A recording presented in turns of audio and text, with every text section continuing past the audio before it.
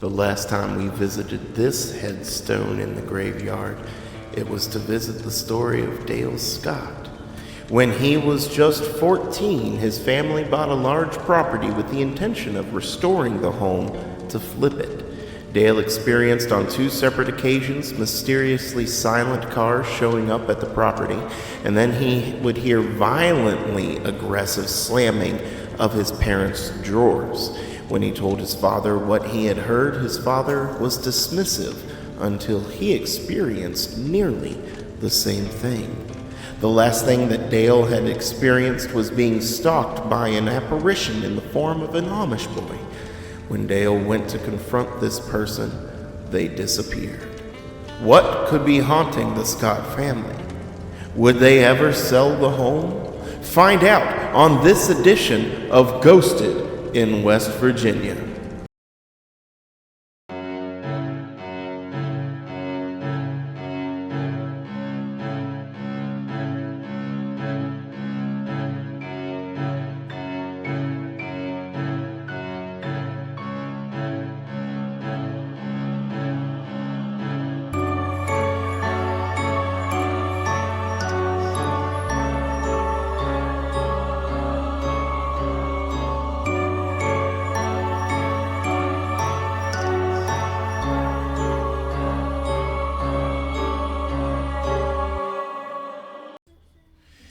Good evening, obsessors, oppressors, and possessors. It is I, your humble host, Alec McCann. Almost forgot to say that part. And with me, as always, Julia. And we're back with Dale Scott. Yay! Finally. We thought we lost him. Thought we lost him. He came back to us like a prodigal child. We're so glad that he decided to come back to the graveyard and tell us more of his ghost story. Lean over here while I chew my crouton. No, chew your crouton.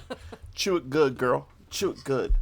Maybe I should do this. Maybe I should lean towards you.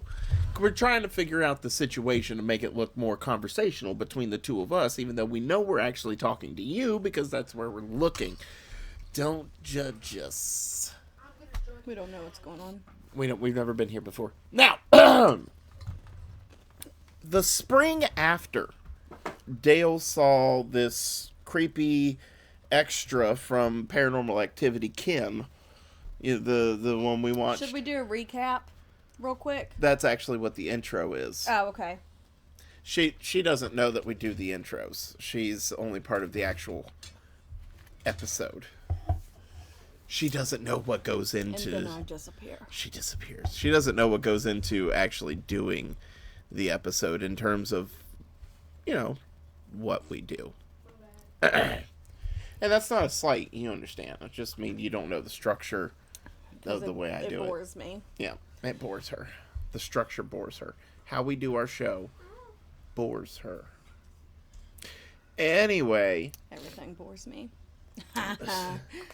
The Scott family started having what they called... Now, you're wondering, why did I say he's a Paranormal Activity from Ken? It was because he saw someone that was dressed sort of like in Amish clothes. I do remember waving at him or something, and he was like, ah! I do remember that. So, the Scott family started having what they called spook dinners. And basically, what it meant was they would invite their friends over to introduce their ghost, Herbert. That's weird. To them.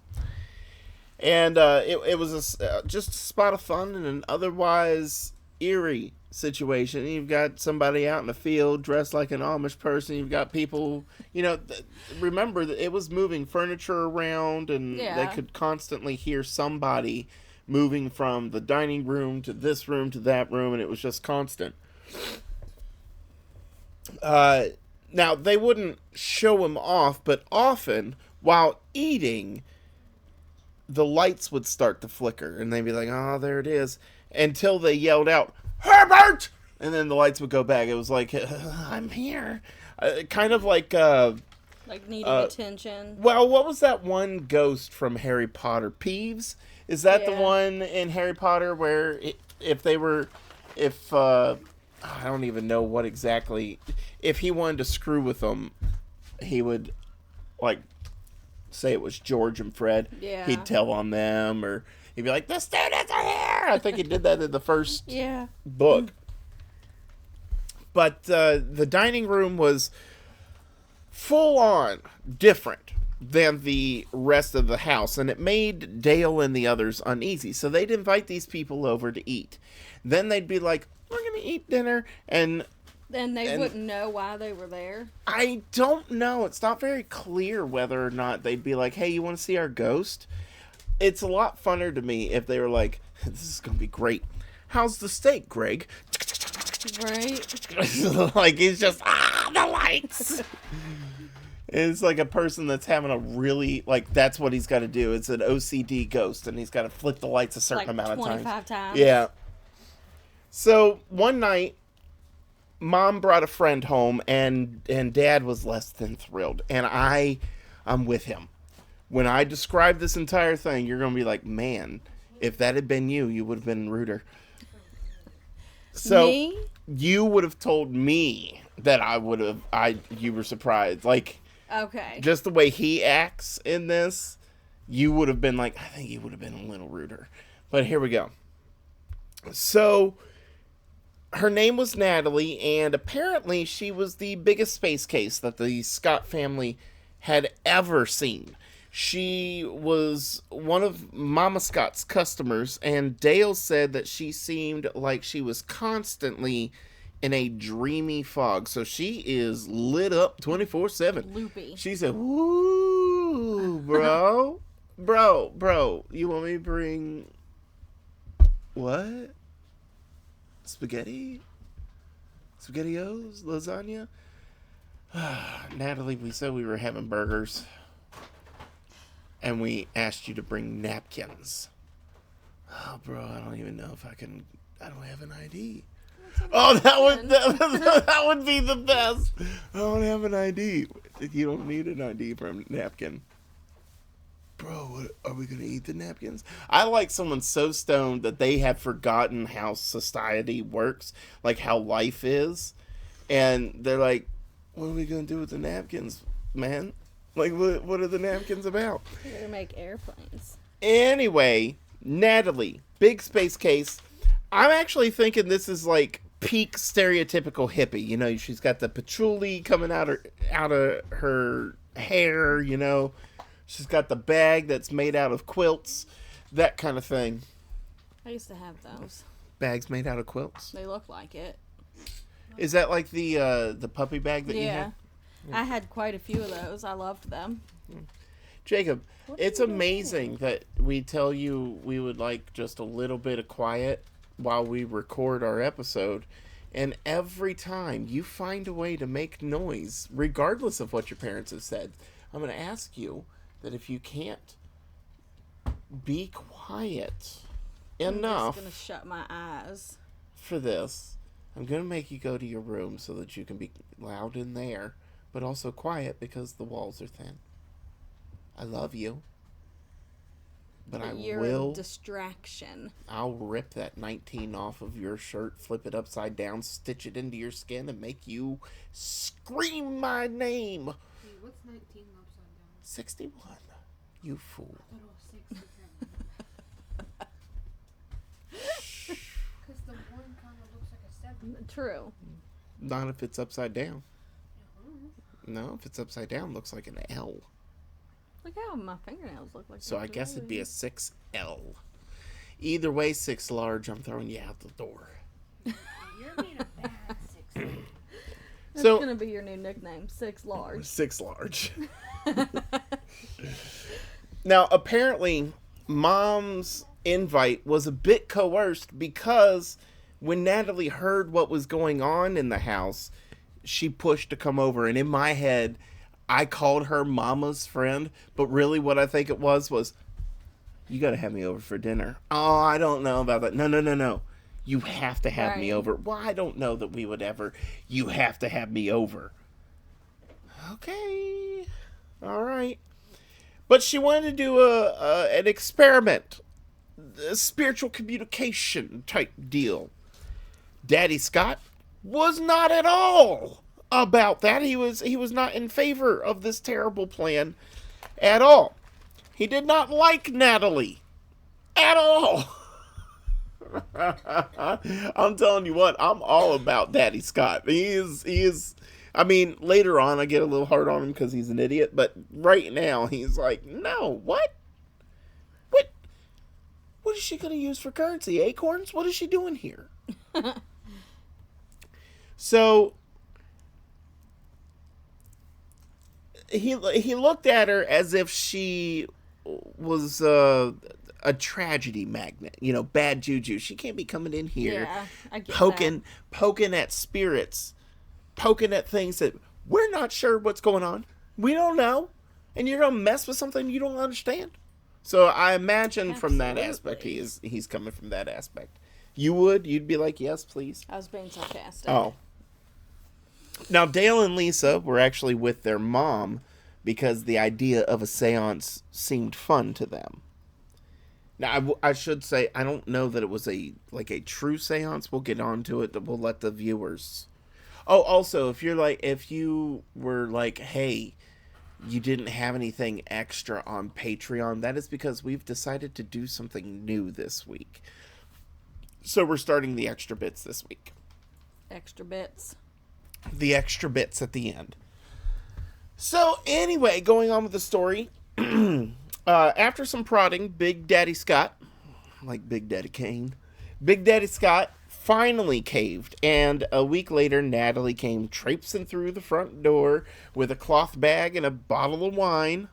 Of course she did. Now, Dale noticed that everything Natalie said seemed to grate his father's nerves. I have people like that. Even though he was trying to be kind and polite, but Dale looked over and he could see Natalie did not actually seem to know what she was doing, and Daddy Warbucks was rolling his eyes every time. They all had dinner. She pulls out a Ouija board, candles, incense, and Daddy Scott goes, which I get it. As soon as, what's the incense for? You trying to make it smell good for them? Right? Just light a candle. But he's rolling his eyes at every turn until Mama kicks him under the table. Like, hey, stop it! And he's like, whatever. But then she made everyone put a finger on the planchette. Natalie used a wistful, dreamy, theatrical voice to ask the air, is, anyone with us? The humans. And no answer came to the board. Will you, speak to us? And again, no answer. Do you have something to, tell us, maybe? And this time, the planchette seemed to rattle a little bit under their fingers. Who are you? Are you Herbert? And since it's been a while, let's review. Herbert was Herbert Nelson was dang it. Herbert Nelson was the guy that Daddy Warbucks found on the deed. Remember, Mom said we're gonna talk to the ghost. Dad was like, maybe we should find out who it is first, and then talk to it. Yeah. So we know an idea of who it is that we think might be haunting us. So Herbert Nelson was the only name that Daddy Scott could find on any deed names. So the thing at her question, are you Herbert? The thing rattles, and this time the candles flicker, even though there's no wind. So there's a little activity. That, however, was the extent of the activity. That was it.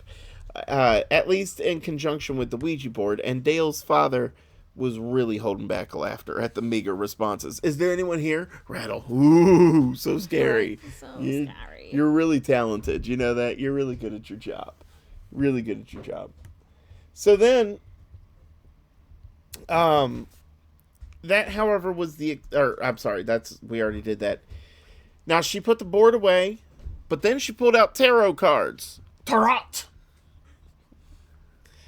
She asked who the spirit was, why it was there, what it did it want, what it did it want, what it did it want, what it did it want, what it did it want. I have a Max hair stuck right under my fingernail, and I cannot get it.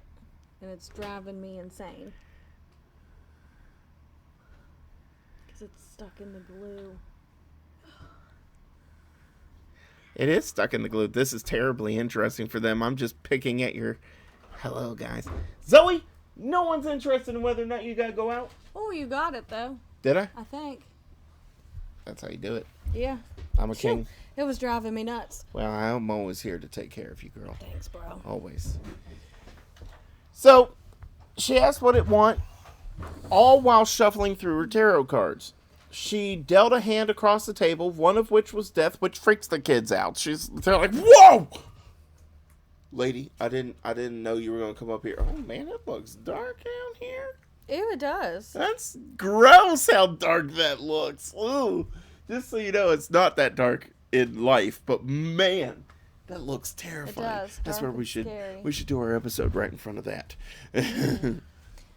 Blackness. Would you put a piece of wood in the fire, please? Or a couple pieces, maybe? Couple pieces probably be good. Now, where was I? The tarot cards. Right. So the kids got freaked out, and Dale asked Natalie what it meant, what the death thing meant. Now, at this point, she gives a lengthy explanation of tarot that I just did not care about.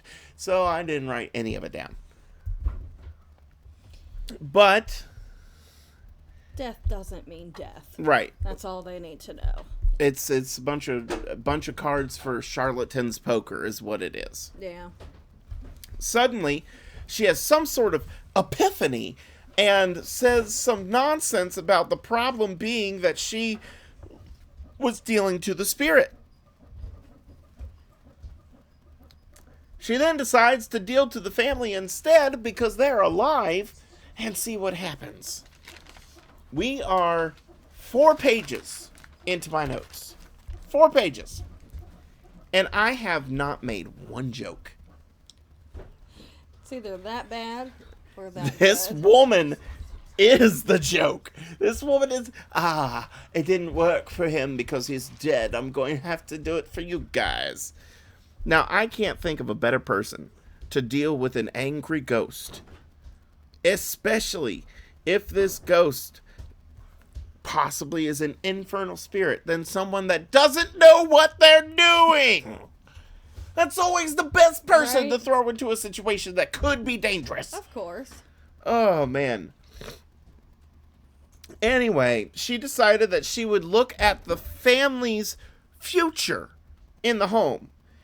She did Dad first. He wasn't real thrilled about it. He asked her to get off of him. It wasn't a good time. I have fun. Anyway. You didn't like me only being half in the screen? Well, it seemed weird. You're still only half in the screen, but you're still cute. I wish they could see my shirt. It says proud. Yeah, that's always good. Open your shirt like that. It'll get us a lot of male viewers. So hold on, close it up again. And then there you go. Now show them. Oh! Snowmen. Look at that. Proud supporter of snow days, which we had one today. And I'm an emotional support husband. Do not pet. You can. Pet me? You pet service animals. I'd like to be serviced. Look, Maxie came to help. I don't need his kind He of said, servicing. hello, mother. So, she did the dad at first, and, which made the, that was the joke, which really made this gathering awkward, is what I wrote. Now, she dealt... Earthquake is here. I see it again. Man, every time. Why do you do this? Why do you do laundry right before we record? Know. I do laundry You hate all us. the time. I know. You hate our show. What if I hold it? I don't think... Oh, okay. I'll hold it till the earthquake stops. 4 years. So anyway, is it getting faster? It's getting faster. Yeah. Look at us go. Anyway, All right. So she deals to Daddy Warbucks first and immediately pulls out the death card. And at this point, Papa's patience, gone. It left like with a wisp of smoke. It was gone. I hope, did he take the cards and throw them? He did not, but he did end things right there and told Natalie, get out. He's like, you get on out. Without doing anybody else's. Yeah, well, he's at it. 400 times he pulled up death. You asked the dude, are you here? And all he did was, like, we get better responses just staying still. Right? I've gotten better responses with little pieces of paper spelling out the alphabet and a shot glass. Like, that shot glass was full of rum. It was was right side up. She's like, it was upside down, using it as a planchette. upside down, guys. No. It was upside down, guys. It's not shaking anymore. You should be good. Till it does it again, then grab it again. So Natalie left, and the family had a meeting, and the parents said that anything that had happened during Natalie's visit should probably be disregarded. One, she didn't know what she was doing. Two, ghosts can't hurt you. And that was the last time Natalie came to the house. And I bet it was. Daddy was like, you want to have her back over? Right? No. No, thank you. No. Am I at work? Because if I'm at work, sure. But if I'm there and she's there, even then, violence. She might get you possessed. Right? By accident. So while they were told to ignore the visit, it did seem that the entity wasn't going to agree to those terms because its presence apparently, who knew, became more antagonistic and angry over the next few days. Now, it wouldn't immediately attack the family, instead opting to attack Mama Scott's friend, Lynn. Uh-oh. We've got another Lynn! Ah!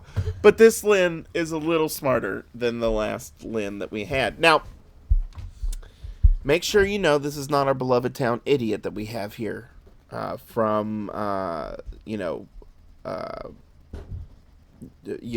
Ghost in West Virginia. What was it? 5-part story about how stupid she was? But I can't remember where she was from. Bought a house, didn't even move into it. Goodness gracious. No, what we are actually going to do is talk about a co-worker of Mommy Highlander because of the Scotland origins of their name, not because she is she's an immortal contest fighter. There can only be one. There can only be one. No. So I you know what? I can't actually do this. From now on, Daddy Scott is Michael and Mommy Scott is Holly. All right, that's just how it is. Anyway, Lynn came over like a lot for dinner and have to drive like 65 miles just to get back home, which is quite a good distance. So one night, Holly asks Lynn, you want to stay over? You can sleep. They gave her a cot. So not even a couch. Now Lynn was not a believer in spirits and all that, so she found it amusing when they said, "Listen, you can sleep here, but we do have a ghost, and he may not." She was like, "A ghost? Oh, how droll! I will sleep next to the kitchen door, right in front of it." So she could leave quick? I don't know. But what I do know is she found it amusing that the family was haunted. She even directed a smart aleck comment directly at the ghost she didn't believe in. So they took half of a 2-part tumble bed and put it in front of the dining room door. And remember, the dining room is where all the movement was happening inside. So everyone was sleeping silently until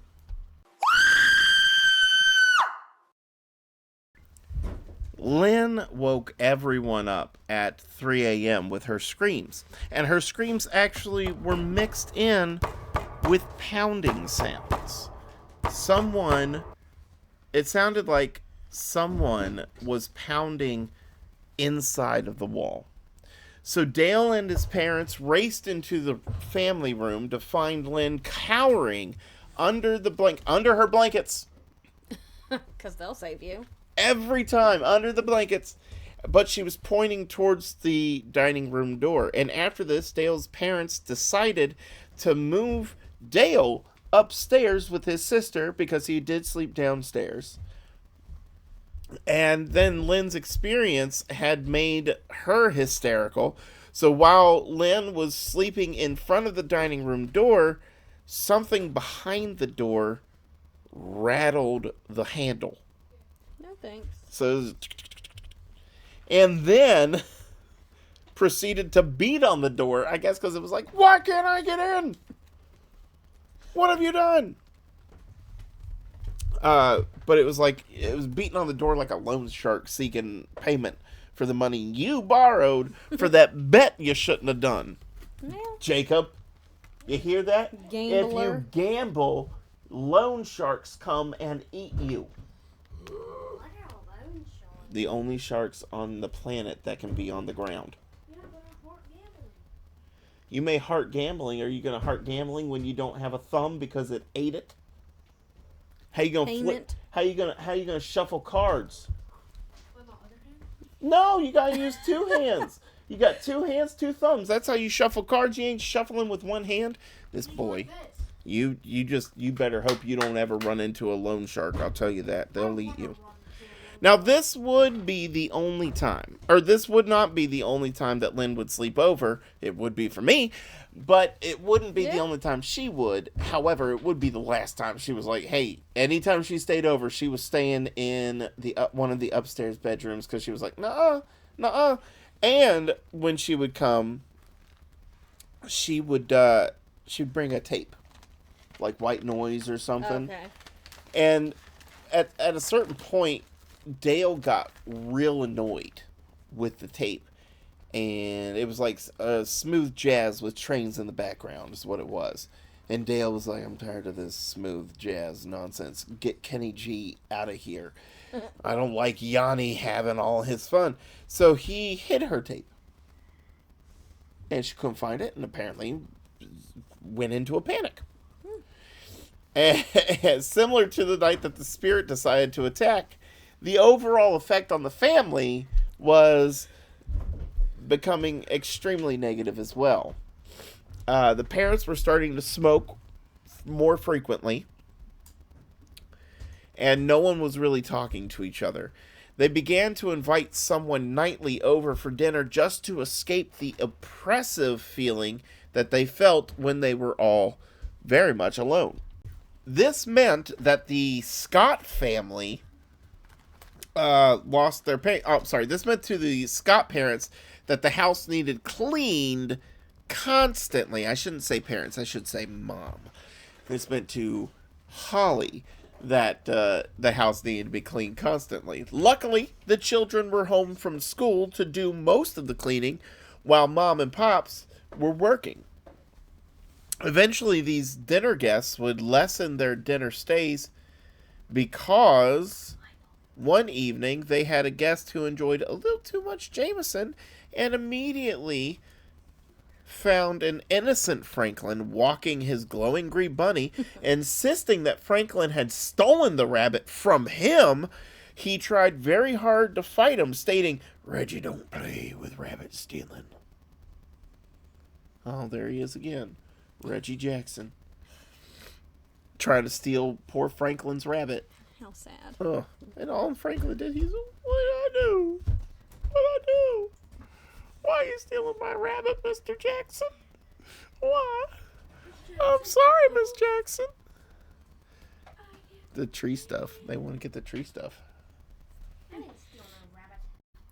They did eventually slow down the dinner guests, but the oppressive feeling returned with no reprieve in sight for them. So, eventually they got tired of the guests. Dad got tired. Michael Scott got tired of the guests and was like, ugh. It would get old after a while, I think. I'm just so tired of these people showing up. I gotta feed them every day. Do you know The extra food and extra Yes, drinks. just get out of here. Go somewhere else. Now, at this point, they could only sleep in bursts, sometimes being too scared to even close their eyes, opting instead to stay awake until their bodies gave up. Ooh. Dale reportedly heard scratching outside his window nearly every night, but no branch was in sight to be able to scratch it. The family had taken to sleeping with TVs on, which at the time was not common because they did not have 24-hour channels. So eventually, you'd be watching and a high-pitched hum would invade their sleep. Yeah. Woo! I always forget that TVs used to do that. Yeah, I did too. I mean, I think when I was growing up, stations still did it. Some stations still did it. Yeah. I don't know. I want to say Cartoon Network, I think, turned off at a certain point. Because I don't think they did 24 hours because they didn't figure children would be up 24 hours at that stage in their lives, in their creation. Somehow you went out of frame again. I don't know how I didn't move. So, they were so scared that they didn't mind the high-pitched hum at all. It was at this time that the entity began to target Dale's sister, Lisa. Due to the spirit's attention, Lisa was beginning to look ill, pale. A lot paler than she ought to be, and that's from sleep deprivation. She just could not sleep. She told the family that someone or something would frequently bang on the walls in sets of 3s. Uh-oh. At one point, she came downstairs screaming to her father that she saw it. And she constantly saw faces in the upper windows looking in on her. Even this was explained away by her very non-British parents. I don't know why they're explaining things away. At this point, shouldn't you believe that? I mean, you just had the incident with Lynn. You had a bunch of stuff. I don't know if the beginning part. I don't know that I have to Unless listen they're to the first trying part. to play it off so that the kids don't get scared. Yeah, Well, more I guess. scared. Yeah, Than what they already are. maybe, but it just seems strange. Now, on a summer's eve, Lisa and Dale decided to have a fun competition, which was who can pull an all-nighter the longest. Just like our children, both made snacks. They made it past their snacks and all the way to 3 a.m. Now, what do we know about 3 a.m., Jules? Not a good time. Not a good time. All they could, and remember, the pounding happened at 3 a.m. Most of the activity that happens at night, it happens at 3 a.m. It's an interesting thing. All they could do now was read. And that would make me go yeah, to that's sleep. kind of guaranteed to either put you to sleep or have you on the edge of the seat. Give me fuel, give me fire, give me that which I desire. That's what Lucinda Berry books do to me. That's what the Harry Potter books, I couldn't put those down, and I tried. But then I was like, wait. No. They're in the Ministry of Magic now. I gotta find out what's going on. And then I find it, and I'm like, oh no! And of course, once you have, oh no, you gotta go on, because how do I get past this? The Lucinda Berry books, I can't read them when I go to bed because I will stay up until I finish the whole book. My goodness, you girls are loud. All right, so nothing paranormal had occurred all night, and yet as time went on, both of them felt unexplainably afraid. Ew. Both the fear and the fact that they felt the fear together distressed them further. They were like, I'm scared, you're scared, why are we scared together? Right? Because you're expecting it. But why? I didn't talk to you, you didn't talk to me, what's this about, homie 3? Just because I needed to rhyme right there. You know what I really want to do is kiss your nose. Why? I don't know. It's a cute nose. It's cold. It's a cute nose. Give it to me. Ow. Don't say ow. They'll think I'll hurt you on a daily basis. So, they'd been listening to the radio, but Jacob, what do you need, son?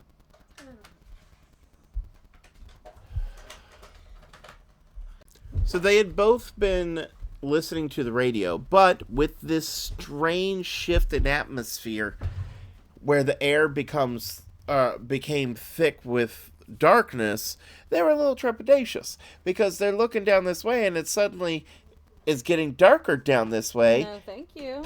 And the darkness is waving. Not like high waving, but it's like I picture like super wavy and distorted. Yeah. Like if you turned into the channel the wrong way. Yeah. Anyone listening to this that wasn't born in the 90s or sooner is like, what? Right. What do you mean you turned your TV the wrong way? So, Dale says that the darkness began to behave like shadows underwater. It was super wavy and distorted. Lisa wanted to know what it was and what they should do, but Dale was like, huh? And they just kind of watched the black mass swirl around from about 4:30 to 5. They're just up. Just looking Just at it? watching it. But around 5 o'clock, it finally faded, which left Lisa and Dale exhausted. I'd be exhausted, too, if I was like, right? Watch this black thing over here. At first light, they ran from the room. After this, on a Saturday morning, Lisa woke up late, which is not like her. She went to use their bathroom, but the door was closed and the water was running. And she figured that her mom must have been in there first or something, getting her hair. So she went down. She went downstairs, and Lisa's the only person downstairs. Dad's at work. Dale's outside. As she stood in the kitchen, she heard her mom running around upstairs, and she was like, oh, well, okay. Not a problem. Although, Mom is 30 minutes late for work. That's a problem. Maybe that's why she's running around upstairs, figure what she said. Right. Then the phone rang. So she goes and answers the phone to a terrifying voice. It was her mother on the other end, asking her to tell Dale what they could have for lunch. So, who was upstairs? Well, as soon as she heard what her mom had to say, she went on and ran on, screaming out of the house. She said, no, no, no, no. I would too. I'd be like, no. Dale couldn't calm her for the longest time, and she refused to go back into the house for a good while. But Dale did go back up. No one was upstairs when he investigated, and this actually sparked a series of like out of the corner of your eye kind of sightings that they would see. And soon the whole family began hearing the pounding, but always as if it was coming from far off. So it'd be like coming from our bedroom while we're here, or we're in our bedroom is coming from Ryan's room, that kind of thing. No, thank you.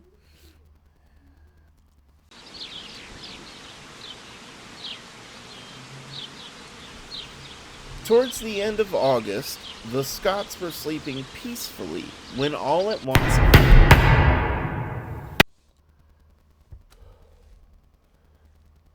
Dale woke up first, followed closely by Papa Scott.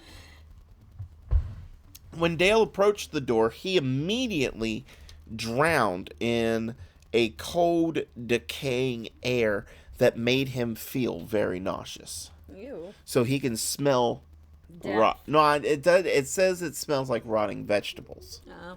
So it's a different kind of rot, but I it's almost puked from that. but it's rot. It's rot. So, I'm off the screen. So anyway, where am I? Rotting vegetables. Yeah, I know that part. So his dad whispered to him to stay away from the door. And Dale asked his dad if he could smell the rot in the air. And his dad was like, what? No, shut up. Shh.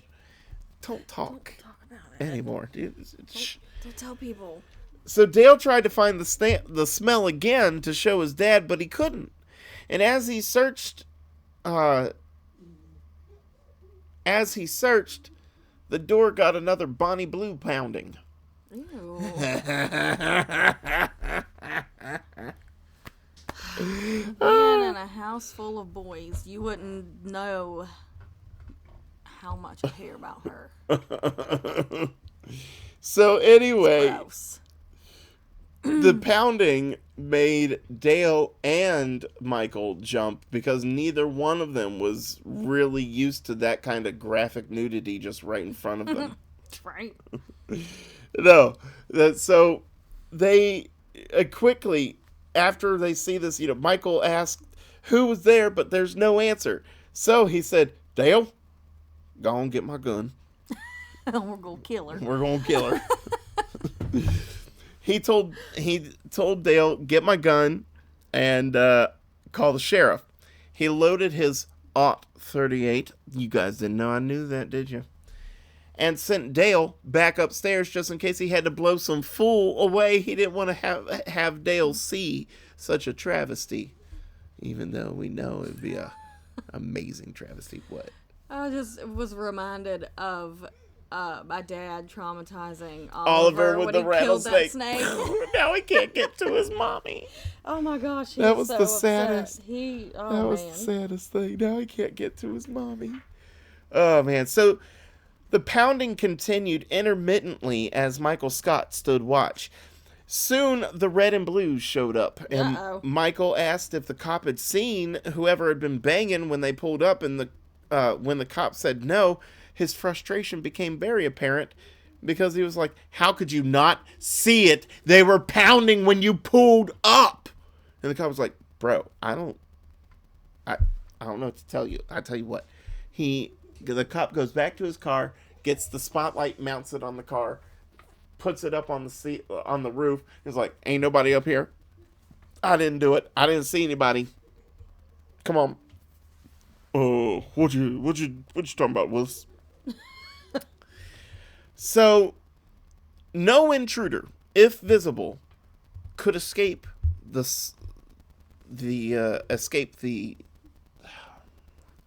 crap. I have to redo this whole thing. No, I'm joking. No criminal, if he had been visible, would escape Sauron the cop's eye. You cannot hide. I see you. So after the cop left, Dale went to sleep in Lisa's room because he was like, I ain't sleeping by myself anymore. Because the rotting smell had really, it somehow instilled a sense of dread in him that he did not understand. And he did not want to be alone. So he was like, hey, help me out. That. This was how their August ended. Now, in September, the family stayed in a cabin next to a lake for a week and were able to catch a breath from their haunting. But then they came back. One evening, the Scotts went out to eat, and Holly said it had been nice not having to worry about Herbert's antics at dinner. She probably shouldn't have said that, because as soon as they approached their home, all of them could feel their moods beginning to sour. They began to feel like animals knowingly walking into a trap. Which I can actually understand that. I feel that way oftentimes when we visit our neighbors. So, as soon as they got into their home, the phone started ringing. And That's like, annoying too. Come I on. just got home, man. Dude, why don't you know where I am in my life? All the time. If I just get home, that'd be great. I just got home! How could you possibly need anything from me? Especially in the 70s when this took place. Nobody knows where anybody is. This could have been someone calling, and this is like the 400th time. Your dad's dead! You should have answered the phone before I was eating dinner with my family at Long John Silver's. You know, that kind of thing. Oh, I like Long John Silver. I'm sorry I couldn't answer the phone when I was at home. If only we had phones in our pockets. Some people might have had a beeper or a pager. No, I think that's just an 80s, 90s thing. I don't know if they had pagers in the 70s. I don't even know if they had pagers in the 80s. Had to be mid-80s. I had a boyfriend once that had a pager. Not in the 80s, because you were... No. You were not even three yet. In the 2000s. Well, of course, the 2000s is close to the... Oh. I said 80s. You said, well, the 2000s had them. That was clearly before then. Tired of wearing my hair up. If they had them in the 2000s, they clearly had them in the 80s. That's how technology works. Yeah. That's why you see all them Egyptians and them hieroglyphs holding up cell phones. Good service here. Wait, there's a bar. Osiris is paging me. Hold on. Get to a payphone made of sand brick. Yeah. Anyway, that was a fun tangent. So anyway, it was Grandma calling. Oh, Grandma and Grandpa were calling. Now, something that struck me strange was the fact that Holly didn't call her mom. Instead, she said mother. Which, that'd be like Jacob. Sometimes he does. I know, but mother. Jacob, every once in a while, he will come up and call you mother, but mostly your mom. If he was always mother, yes, mother, yes, mother, I'd be like, stop it. Yeah, exactly. So it's so weird. I wonder what you would do that made him hate you so much that he was like, mother. Mother. My mom won't let me call her mother. No. She said it makes her sound old. Guess what, Sherry? Guess what? I'm not going to tell people how old you are, but you know. You know. Half a century. Oh!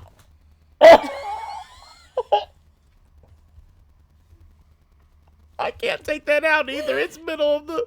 It's the middle of the episode. Nobody knows that's 50. Ah! Dang it. See, this is why I tell you, you say too much. You let people know too much. Mom, I love you. I want you to know that. We miss you. Why don't you visit every once in a while? So... Mother called to tell them that they would be staying with them until their house in Missouri sold and they could buy their own home. So they just called and been like, hey, we're selling our house in Missouri. We're going to stay with you for a bit. Right. Okay. Sounds about Do okay. you have a camper? Right. So winter was coming and so were Grandma and Grandpa. The plan was for them to fly to California and Michael would drive their car with the U-Haul trailer attached back up to their house. The Scott family was excited because now they had more people to witness their nightmare. It wasn't until everyone sat down. By the way, they had to pack up everything. Michael had to come down to their house to help them pack everything up. Then they had to go from Missouri airport to the Californian airport. Then they had to go all the way to Michael's house while he's driven there. Then they spend the time that you spend with family, dinner's being prepared and whatnot. Then they sit down and that's when the family says, by the way, the house that you've come to is haunted. And now you can go nowhere. When I used to give Lynn crap. Trapped. Right? I used to give Lynn crap for bringing her friends over and her mom over to this clearly haunted house. I wouldn't even tell them then. I'd wait till they experience something. Right? I'd be like, oh, I didn't tell you. But it's great. They were like, all right, so the house is haunted by someone that is quite angry. Well, did they even... Yeah, they did put some wood in there. It's just chilly underneath the stable. Underneath the stable? Stable? That's what I said, underneath the stable. Underneath the stable is when it is cold. Now, so they sat down and said, okay, so Mom, Dad, Grandma, Grandpa, the house is haunted. And Grandpa said, ha! Let me tell you some ghost stories I got. So Grandpa used to work as a watchman in a casket factory. Nice. Didn't even know that I don't know why I didn't know. Like, what did I think? They just popped into air. Somebody died, and then Well, somebody's got comes to a make 'em. casket. No, I know that, but I didn't. It's weird to think of a casket coming from a factory. Did you know Probably not. if you're going to be cremated, but you still want to have like a viewing service, they make rented caskets. They don't burn you up in your casket? The caskets are expensive, and a lot of people don't want to do that, so they get a rental, and then they just all the fluffy, pretty sheets and bedding inside. They just wrap you in that and throw you in. You don't even have to worry about a casket for you, girl. I know what I'm doing with you. What? I'm just gonna bury you in the ground.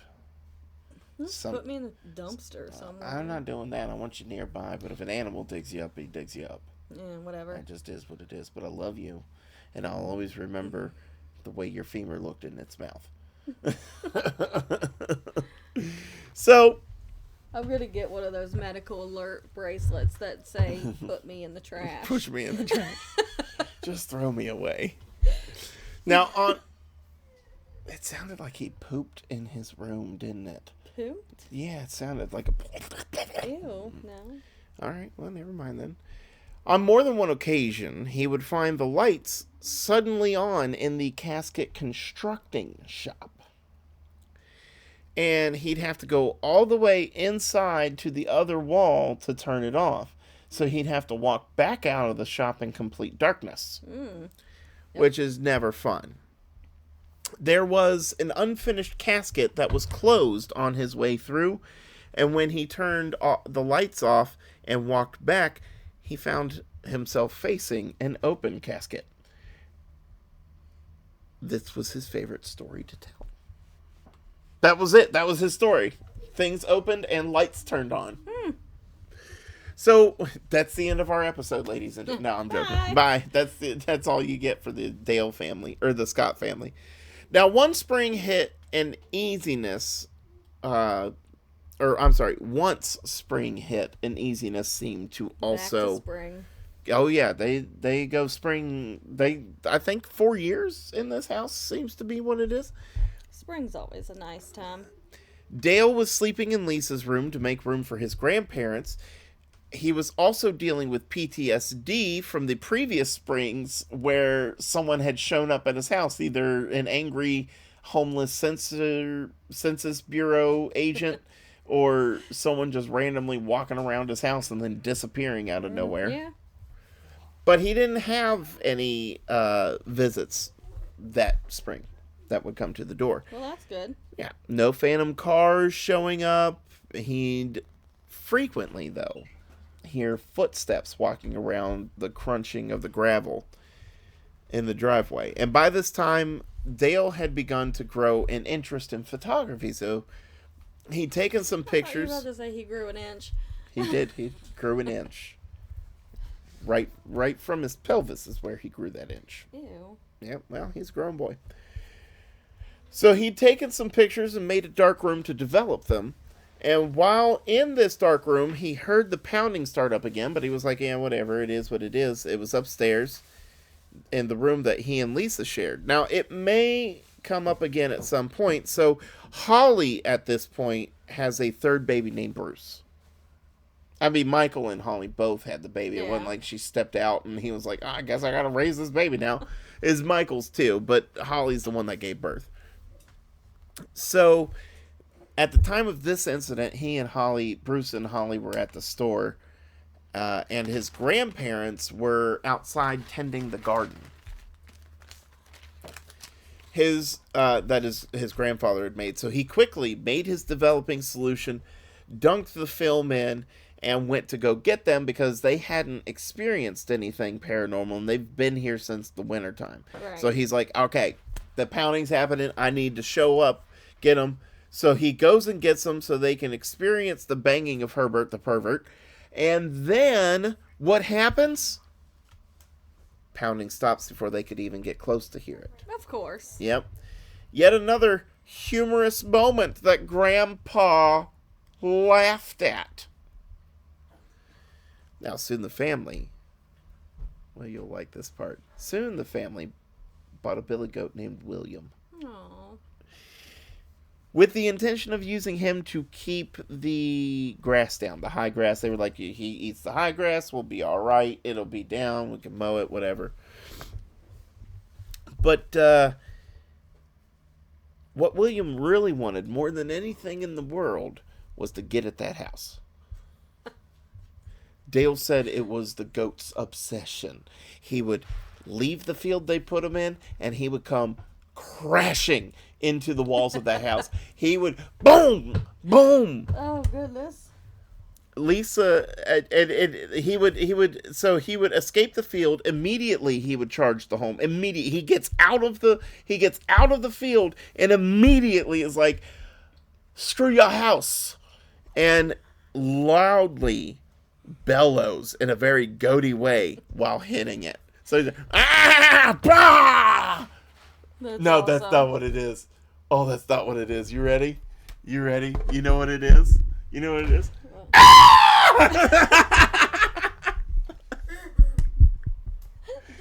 I'll stab you in the eye. You scared Jacob. Zoe. Look Did at I scare? her. Oh. She said, "What was that? She was sleeping. What was that?" So, because of this, Lisa actually named him the Goat from Hell. And he was ramming the house with such force and speed that they actually had to put a weighted chain around his neck. Didn't attach him to anything. He's still a free-range goat. It was just to slow him down so that he couldn't hit the house nearly as hard. Oh. But it was also around this time that Dale noticed that the pounding would only occur when his grandparents weren't there, almost as if they were afraid of them. You know, like Grandpa must have had that Ohio belt buckle that my grandpa. I was afraid of my grandpa with that Ohio belt buckle. And tell you what, he never hit me with the belt buckle, but that's the end he would hold when it was time to whoop me with a belt. Oh yeah.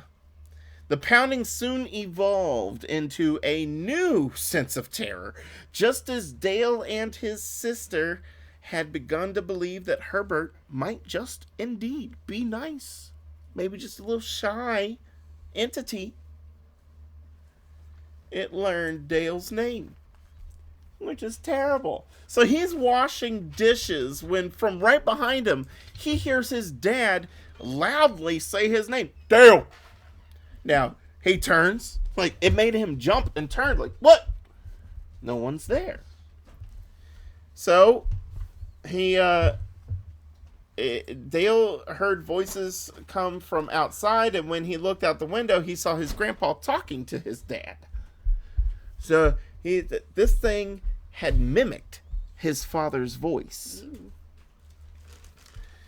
But Dale chose to let it go. Which I don't know what else you would do. It's not like in this day and age, we're taking steps. You know, I don't know what the steps would be, putting up more crosses, whatever it is, praying. I'm not having anything sound like my dad. Right. If I can remember his voice, Father. I'm hitting all of them tonight. And you, William. What, your job is so good you can't come see us? You know, oh my goodness, you might have to take off your necklace. What in the world? You might have to take your necklace off. It's killing everybody. We done had 14 seizures. Is when you're calling people out, it's right. beaming them. Woo! Goodness gracious. So, Dale chose to let it go. There's no precautions. He goes into the living room, starts vacuuming, when he hears the voice traveling through the house via the ductwork. And he resumes his vacuuming until he hears again his name called, as if trying to, Dale! And he turns around and says, What? What do you want? And his dad comes running down asking, dude, what's wrong? Are you okay? Why are you hollering? Why for art thou? And when Dale told him, he said that maybe his ears were playing tricks on him. At this point, why are you doubting, Thomas? Like, what's going on with you? The voice began calling him no matter where he was working or hanging out at the house, no matter where he was. It wouldn't be until they moved out that Dale found out that his sister's name was also being called at the same time. So they're being called together. Now soon, the great and powerful Ohio belt buckle wearing grandpa and his fierce queen grandma moved into a trailer park. But it's Californian trailer park, so I imagine it's a little nicer. Probably. I don't know what Californian trailer parks are like, but I imagine liberal but with a gun and some meth. There's a trailer park in Winchester that you wouldn't even know they were trailers. Oh, okay. Like, so that's what Democrats yeah. do with trailers then. Yeah. This ain't a trailer, it's a luxury home. And it's like, it's a gated community. What? But it's a trailer park. A gated trailer park community? It's nice. What is this world coming to? Oh, that's what we need. We need just homes for trailer parks. Trailer park homes. That's all you need. So, this would be marked by the spirit with a good round of door slamming. So Michael Scott told them that it was probably the wind. And it's so weird that he's like regressing now all of a sudden. He's like, right. It was a ghost, but now it's just wind and all this stuff. So they decided if it wasn't the wind, it would mean that Herbert was getting more aggressive. So they were like, we're ignoring it because we can't handle an aggressive Herbert. Herbert the pervert he hasn't done anything to us yet, but you never know. Now, that was their summer, and then August came. Dale was doing laundry when he heard a door slam upstairs, and he ignored it, and then proceeded to take the towels to the cupboard in the upstairs hallway, and when he went to go back downstairs, he did a double take because every upstairs door was open and every window was closed, so it couldn't be the wind. Right. Right, Dad? So Dale repeated, I don't want to know this, several times, which I get. Like, I don't want to know this. I don't want to know this. To take it away. I don't want to know it. Right. So he repeats that to himself several times as he goes down to the kitchen. And when he made it down, another door slammed louder than before, as if to say, but you do!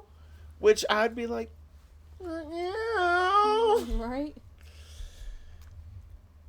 Winter reared its cold, bald head. The family took a new approach to the haunting. They were now just going to yell at it. Ew.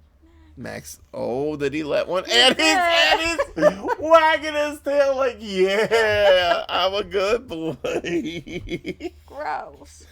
That's a strong awful. one. That's a strong one. Don't you be doing that, bro. Oh, it's okay. You look sad. It's disgusting, you sick freak. That's stinky. You're disgusting.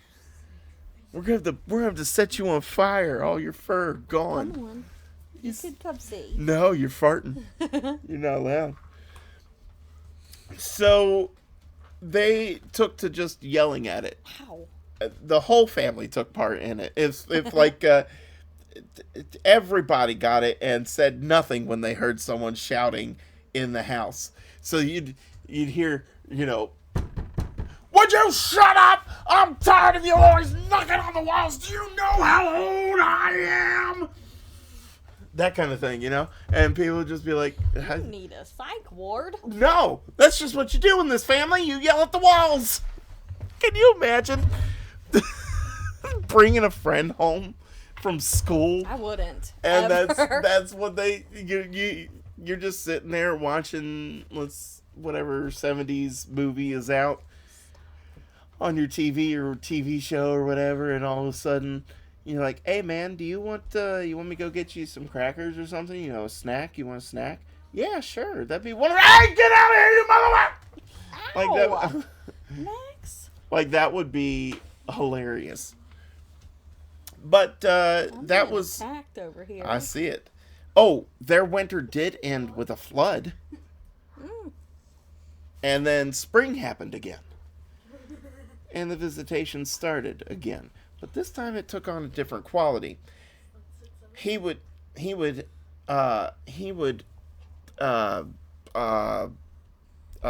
my wife has lost her head. Oh, she's back. So spring would come in, another head. and the visitation started. But this time it was a little different because this time Dale would hear the truck, but he would not see the truck. Yeah. He would just hear it running and would know it was out. He'd look, nothing. Well, that's nothing, us all day long when you're not here. Really? Something is running outside, and there's never anything. That's weird. So at a certain point, this goes on throughout the spring. He keeps hearing a truck. There's nothing there. But then it seems like the sound chooses when to show up. And it chooses late at night. Of course. And that's when it started becoming visible to Dale. Because he'd hear it, he'd look out the window, and there'd be headlights as if they were watching the house. Nothing was there. Well, just headlights. He would see headlights. But no vehicle. No, I guess not. I mean, it's nighttime, so I don't know. I don't typically see a vehicle if the headlights are shining at me. You know what I mean? Like, headlights shine, that's all you see. You don't see the car. Yeah, true. Unless you're in a car with headlights pointed that way. So, with all this going on, at this time, Lisa and Dale were the only ones that had experienced the visitation, so they had a plan. Anytime they heard a truck, they turned off all the lights and didn't let any noise happen. I mean, they're children. That's as good a plan as you're going to get. Yeah. But when he was writing the book, Dale says that he still was having nightmares of having to sit up late at night and wait for the truck to show up. Ew. So, bad time for Dale. However, what was good was the fact that the family realized we're having financial problems. We should probably just get rid of the house. So they put the house up on the market. Unfortunately, also, well, they never got a real good offer. You know, random offers would come in for like super low prices, things like that. So it seemed to them that they weren't going to be able to sell the house. They don't take it off the market yet, but they're just like, it's just not going to work. We can't sell the house. Dale, on the other hand, thought that maybe the story just wasn't done at the house. Maybe that's the problem. Oh, Max, what a lovely dog. He's got something going on. He needs all the attention for some reason. Look at that tail. Look at that tail going. He loves him some. Oh, yeah, get him, Max. He's like my dog. Yeah? Get him, Max. Alright, so the family had a piano in their living room, family room, whatever it is. I'd like to have a piano. And the mom played. It was for the mom. Well, one morning, Dale wakes up, goes downstairs, and starts getting peppered by his father. Not like, but like with questions, right? He said, "Did you get up? Did you play the piano at 2 o'clock in the morning? Did you leave the light on? What were you doing, Dale?" And Dale's like, "I didn't get up. I didn't play no piano at 2 o'clock in the morning." And he said, "Why?" And Dad said, "Hey, because when I was woken up by someone playing the piano, it was what did he say? 2:45, I think is what it was. Hold on, let me see. I think I wrote it down. No, I don't know that I did write it down. Dang nabbit. That's poor for me. But anyway, so he was just like, I heard something. Michael made it. It had been playing up until Michael had made it to the family room. So he knew his wife's suggestion that it was all a dream was stupid. and showed how small her stupid little brain was. Her little woman brain. So cute. Here's looking at you, kid. Oh, anyways, the piano playing became a problem for Dale because, well, sometimes it would be his mom playing, and other times it wouldn't be his mom playing, which really made it difficult for him, when he would, like, go down for a drink or something. He'd be terrified that the piano was going to start playing, like, spectral theme music. Like, he'd be going and he'd hear... He had the Sanford and Son theme song as he's pouring water. I'd be like, actually, that's the right thing, Jacob. That's the right thing. You know, if I'm pouring water and I'm scared and you don't want me to be scared, but you're a ghost, I'd be like, you better quit. The Sanford and Son theme song is exactly how you get me to think you're the right kind of spirit. If you're hitting me with you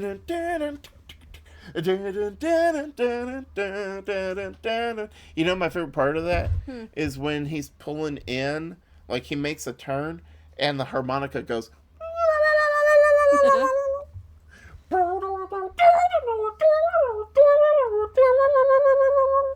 Oh man, I'm gonna be watching some Sanford and Son tonight. I'm gonna show my son. Oh, that was one of the first things he watched. Do you remember? Yeah. That's where we came up with My Swing. Oh, that was one of the first things he ever saw. Sanford and Son. It was 2:45 that he kept hearing the music. So anyway. And Bones. And Bones. He loved Bones. He did love Bones. He's such a weird child. Good old man. So now here's something. We keep talking about the fact that this is the 70s and they didn't have exactly the same kind of paranormal lore that we have today. Poundings that come in sets of 3, the time that these things are taking place, the isolation that the family has been feeling. The first episode, if you remember in the first episode, the parents were arguing over small things that didn't matter. They are smoking more. Nobody's talking to each other, really. These are all signs of a demonic presence. So Dale, had he known all this, probably would have been a lot more scared than what he was. So it may be that this actually, because everything that I'm pointing to here does say demon. Yeah. No one's been scratched, but the pounding, the pervasive feeling of fear, that kind of stuff, it all kind of says there's a dark presence here. And remember, the devil's a musician too.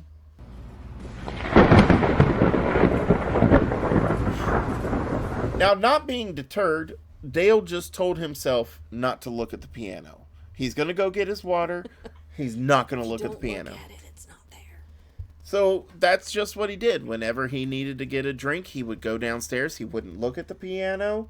He'd let it play its creepy little song.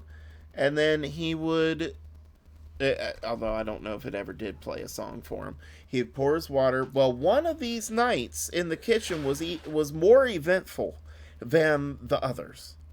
I'd liken it to like, you know, the feeling you have when you're running up the stairs because it's dark behind you? Yeah. That's what he's going through right now. He's in the kitchen feeling that because of the piano. I hate that feeling. He's like, but he can't get away from it because he's got to get the water.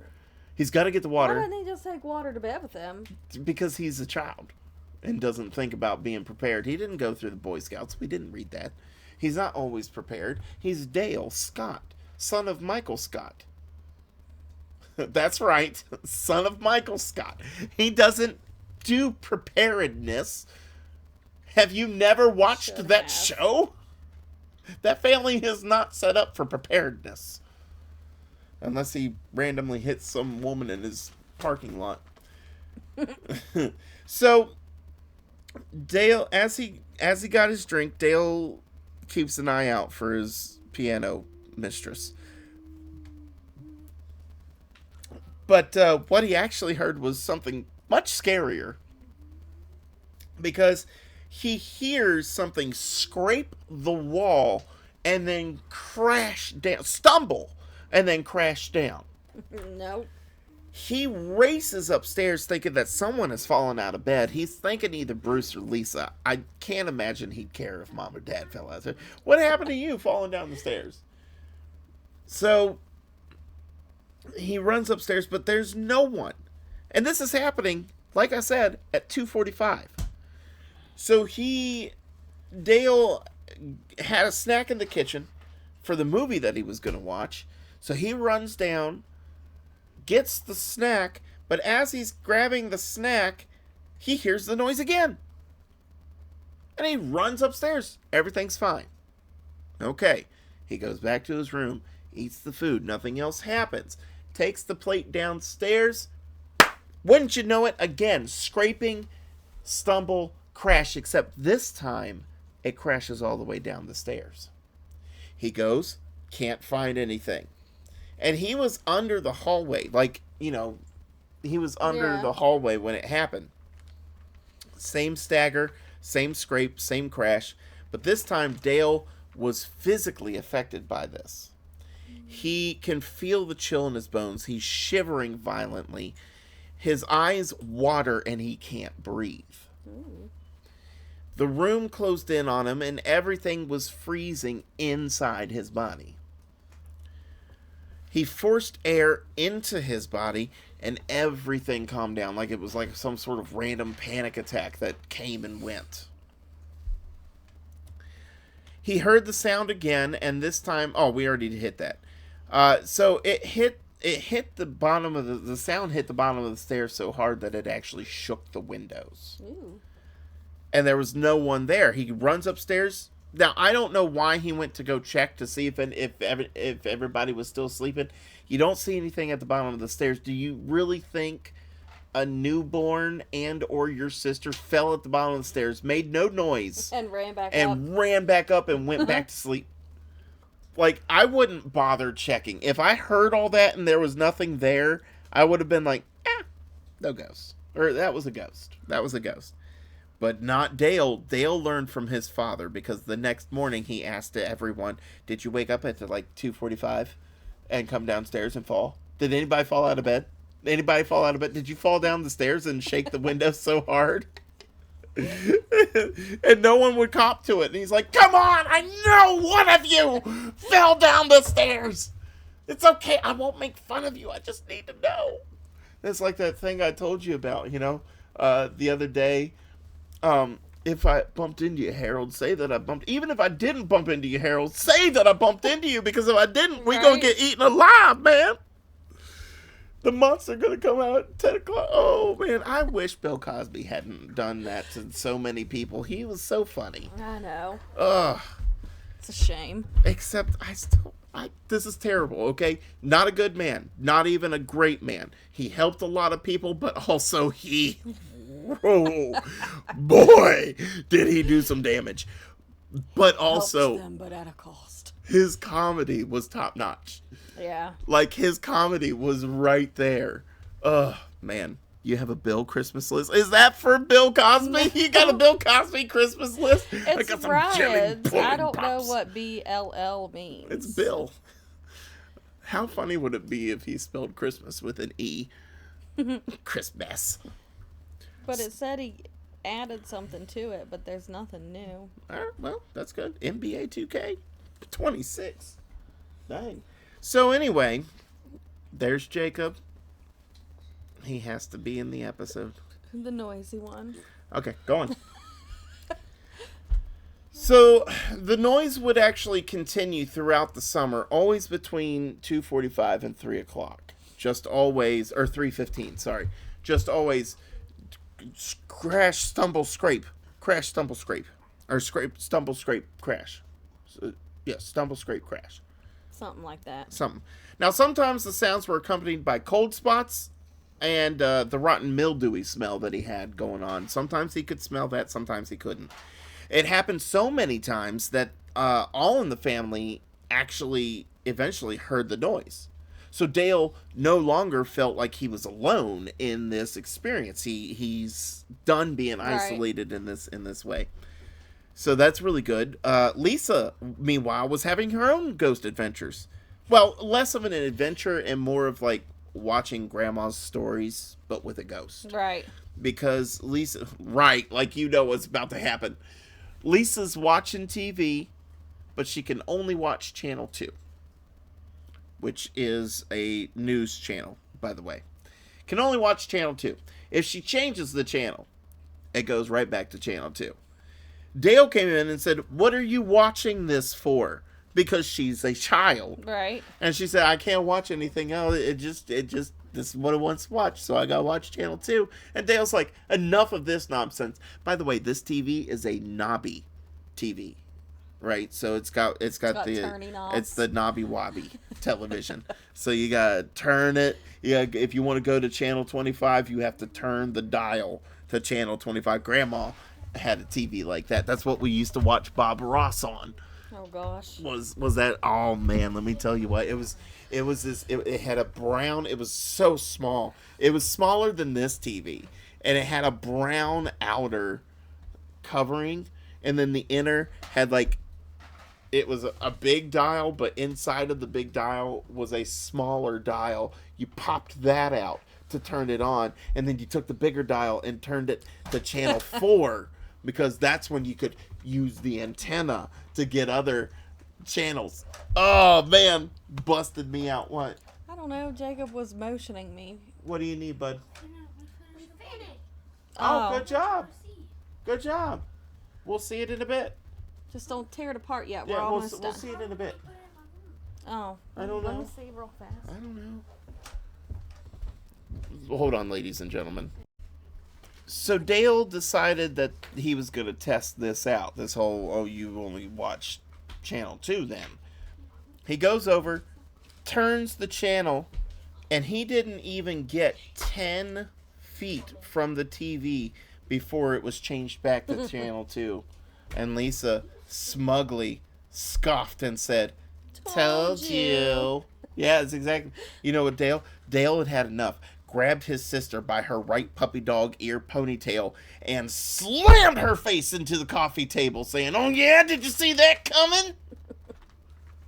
Rude. No, he just left without laying the smack down. He wasn't about it. He wasn't with it. You don't hit girls. Sometimes. Dale, Bruce, and Mama Holly went to the store, leaving Michael and Lisa alone at the house. Dangerous time. Now, Michael was gardening because he was like, well, Grandpa fixed this up. I need to do this now. And Lisa thought he'd come in because she heard him talking to someone whose voice she didn't recognize. But she was like, well, that's Dad talking, though. Creepy. So they talked for a while downstairs while Lisa cleaned her room, but eventually she got thirsty and went down. But there was no one down there. She had just heard them, and there's no one down there. So she looks out the window and sees that her dad is weeding the back corner of the garden, which confused her because she was like, he was just here. So she went to go ask him, who were you talking to? And how'd you get out here so fast? And he said, I wasn't talking to anyone. I've been right here. Been outside for hours. More importantly, I've been alone. So that was concerning for her. But Lisa's luck didn't stop there. Oh no. There was one night Lisa went to go check on Bobby. Or Bruce. I'm sorry. Not Bobby. I was going to say, who's Bobby? Went to go check on baby Bobby. Or baby Bruce. Baby Bruce. Dang it. Ricky Bobby. The story I did today, halfway through the story, another man got interested. Oh my gosh. Introduced? Yes, introduced. And He got interested. he was nowhere in the story before then, and they didn't bother to say who he was. They just said John did this. Who is John? Why is John there? Who is John? And then he was in the rest of the story. Like he's always been Yeah. there. It's like a wedding crasher. I know. Well, so who do you know here? Well, I'm actually the groom's second cousin, twice removed. how'd you get here? And then you end up being like, that stranger was the best part of the Right. best part of the wedding. Where I wonder where that talented Mr. Ripley went. So, anyway, she goes to check on baby Bruce, and suddenly a loud scream came to all their ears, so they rush up. And that's also, the scream happens, then Bruce starts crying. The family is like, something terrible has happened to the baby! They run up there. They don't come at the scream. They don't come at Lisa's scream. No, the baby starts crying. Of course. And that's what they're like. So they go up there. However, it's not the baby that needs rescuing. It's Lisa. Because they come up there and she's laying on the floor, holding her head like, oh, man. And they're like, what happened? And she said, the door hit me. He said, what? She said, well, I came up here to check on the baby. And I turned, that bathroom door was open. The hallway light was off. I checked on the baby, closed the door, and went right into the bathroom right into the door. And her dad said, you idiot. How you going to walk into a door? No. What he did say was, your screaming woke the baby up. Speaking of babies, ours is on his way. Of course he is. But, Michael helped her up, asked her what had happened. She told him that she'd run into the bathroom, told him all this.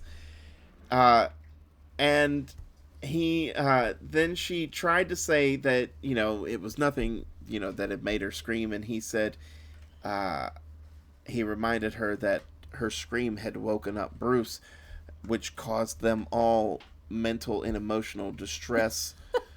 That's rude. She would be hearing from his lawyer. How fun. Right.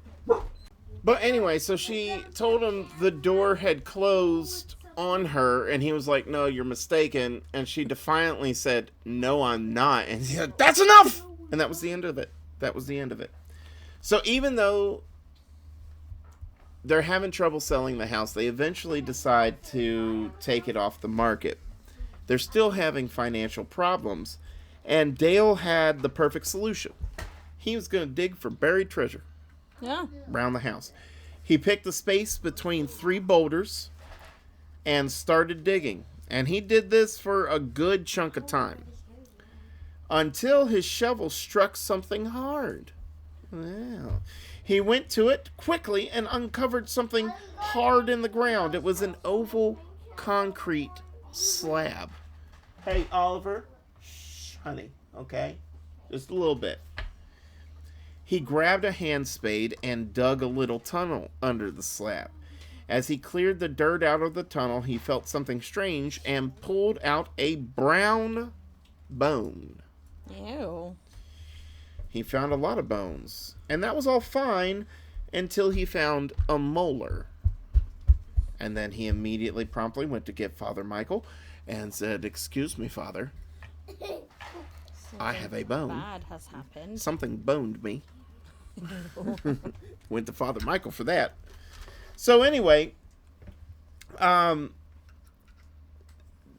first when Michael saw them, he was like, oh, well, that's the bones of an animal, until he saw the molar, and that's when he asked, Oliver, what do you need, honey?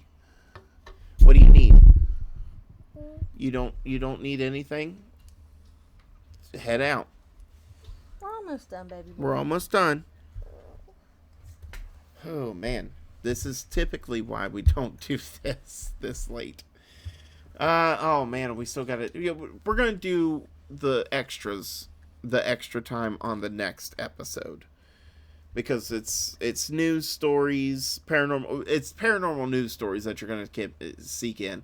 We're going to put it up as a separate thing on Patreon. If you want to hear us talk about paranormal news stories, go to Patreon and look for it. Fair enough? Yep. That's our new series on Patreon. We just came up with it right here. There we go. Now, so he asks Dale at the point of this molar, seeing this molar, did you find a skull? And Dale said, they ought to call the law. before they start digging more, because Dale's like, that's the only right thing to do. Right. And Michael's like, we don't need that trouble. So here's the thing. I don't know what I would do. I just might not even tell anybody. Well, remember the first episode of this, of the first part of this, they had, hey guys, they had a very good relationship with the cops. They were like, if ever you're in trouble, you call us. We'll take care of it, all that stuff. Now he's like, we don't need to call the cops. Right. I wonder if it's because, okay, Oliver, stop. So I wonder if their relationship with the police is soured at this point. Like, they've called too many times for phantom things. Then it's just phantom like a waste cars. of time. Yeah. So anyway, Michael told him to put it back where he found it. It didn't belong to him. And that's, they did not discuss it until after they moved out. And it was mainly just, I wonder what those bones were about, man. Not, maybe we should call someone about the bones in our yard that I had to rebury. That if anybody has seen the Poltergeist movie, that's not what you do. Right. You don't rebury the Indian burial ground. You don't.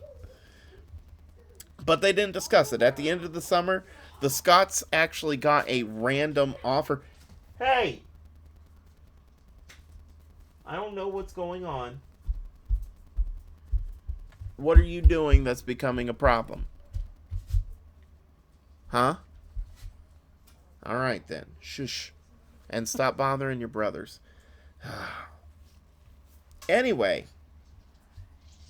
So, they get a random offer, and it was actually from a developer who needed the property to work on a building project. So they accepted the offer, and provided that they were able to stay in the place until they were able to find a new place, the offer was accepted.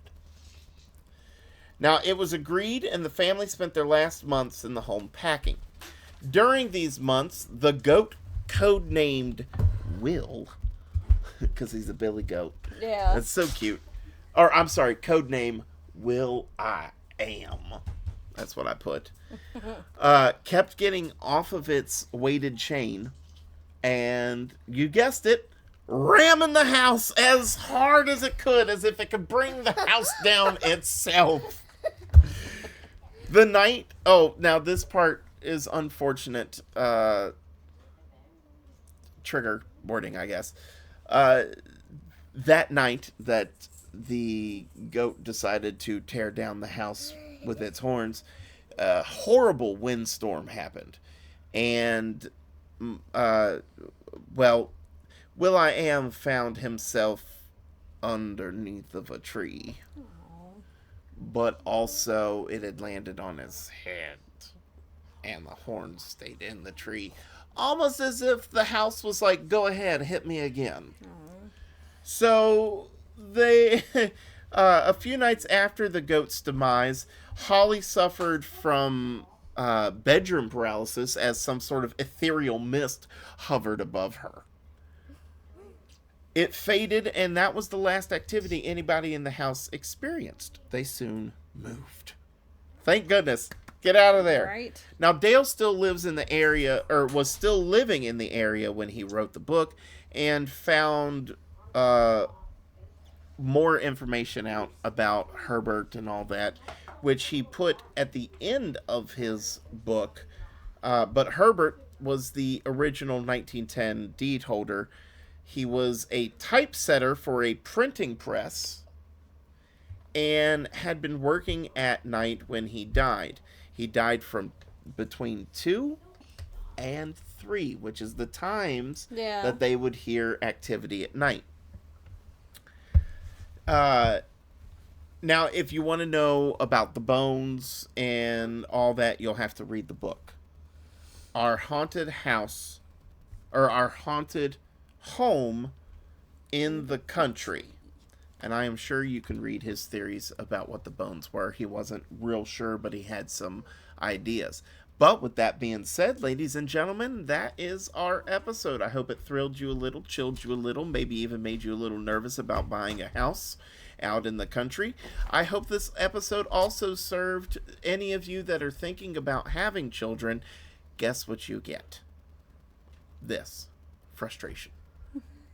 Never being alone. Having to hear someone breathe in your ear constantly. Hug you when they know you're being frustrated. I'm hugging you, twin. Yeah.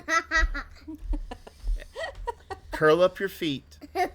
We're sorry we're not doing extra content with this episode, but check it out for next. Curl up your feet so that salty garlic doesn't lick off your soles. Bye. Bye.